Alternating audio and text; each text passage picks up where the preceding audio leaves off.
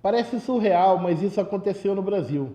O presidente da República, como tinha necessidade de barrar uma denúncia criminal contra ele que estava no Congresso, atendeu um pedido da chamada bancada ruralista.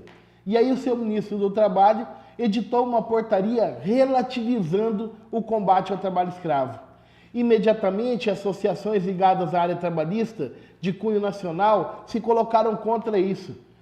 Associação Nacional do Ministério Público do Trabalho, dos magistrados do trabalho, dos advogados trabalhistas, mas não foi só quem é da área trabalhista. Também o Senado Federal se colocou no sentido de revogar essa portaria. Um ex-presidente da República, do partido que compõe a base de apoio desse presidente, se colocou dizendo que aquilo era um absurdo. E você consegue compreender como que essa situação é extremamente obscena?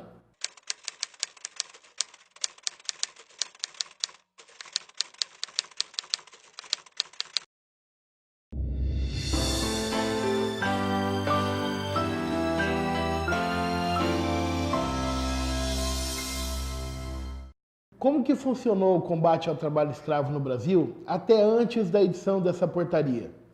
O Brasil aplicava nessa área os tratados internacionais da OIT, Organização Internacional do Trabalho, 29 e 105, dos quais ele é signatário, a Constituição Federal e, sobretudo, o artigo 149 do Código Penal, porque é lá que está a definição do que é redução à condição análoga de escravo. Vamos no artigo 149.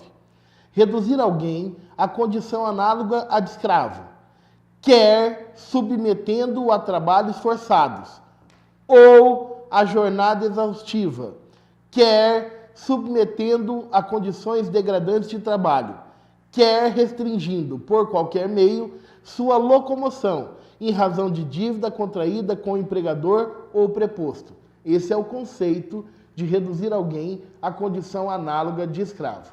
Observa que esse conceito de redução à condição análoga de escravo, ele é alternativo. Para que se considere que alguém está submetido à condição de escravo, tem que preencher um dos requisitos, e não todos eles cumulativamente. Ou trabalho forçado, ou estar em uma jornada exaustiva, ou estar exposto à condição degradante, ou uma restrição da locomoção numa servidão por dívida.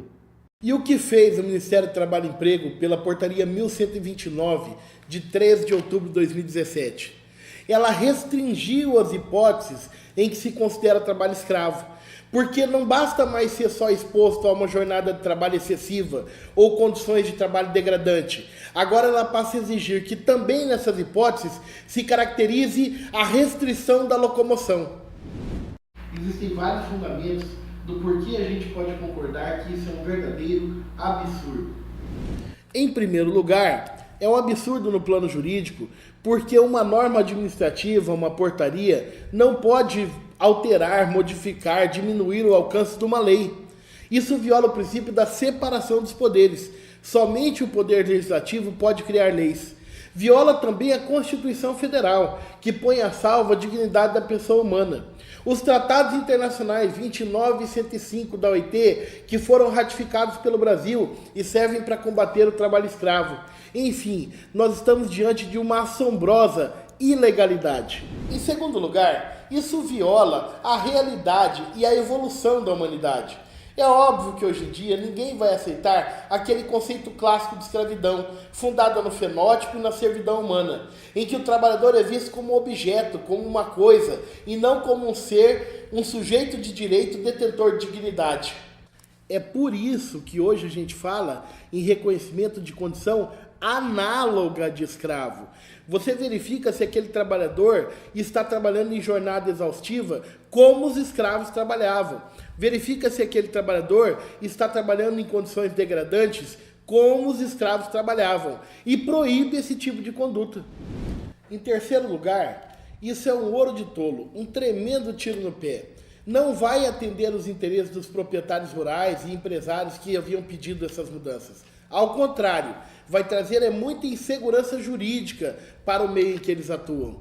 Afinal de contas, se o objetivo fosse proteger aqueles que talvez injustamente houvessem um dia sido acusados de trabalho escravo, Então, que se mudasse as regras do controle de saber quem é que está cometendo esse ato de trabalho escravo, para que se descubra de verdade quem é o responsável por aquele trabalho, e não diminuir as hipóteses que você considera como trabalho escravo. Afinal de contas, a intenção é evitar que pessoas sejam injustamente acusadas de trabalho escravo ou liberar geral para quem quer entrar de cabeça nesse negócio. É tão insólita essa situação que a gente está vendo acontecer, que é uma situação esdrúxula que você não consegue nem imaginar o que passa pela cabeça dessas pessoas. Imagina a cena.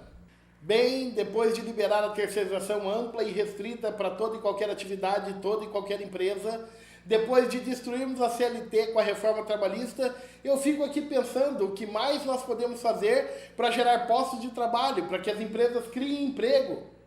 A solução é a gente mexer nessa área de trabalho escravo. Como assim? Esse lance de ficar falando que qualquer coisa é trabalho escravo. Trabalho escravo é só quando o cara tá preso e não consegue mais sair, não consegue mais fugir. Enquanto ele tá trabalhando, não é trabalho escravo. Sabe que você tá certo mesmo? Vamos acabar com esse negócio de que porque trabalhou 16, 18, 20 horas por dia ele tá em trabalho escravo?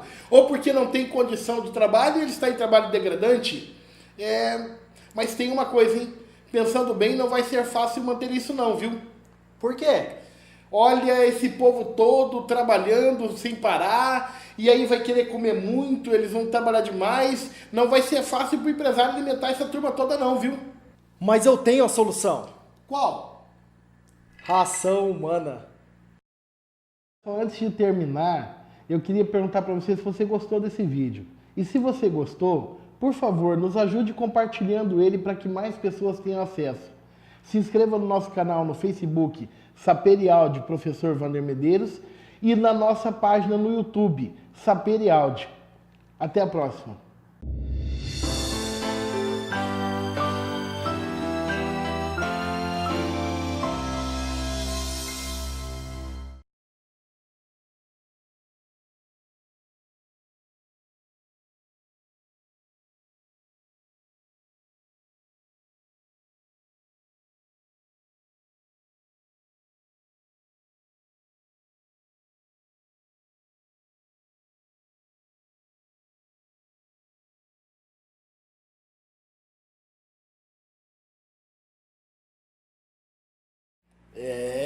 Genial. Tem que manter isso, viu?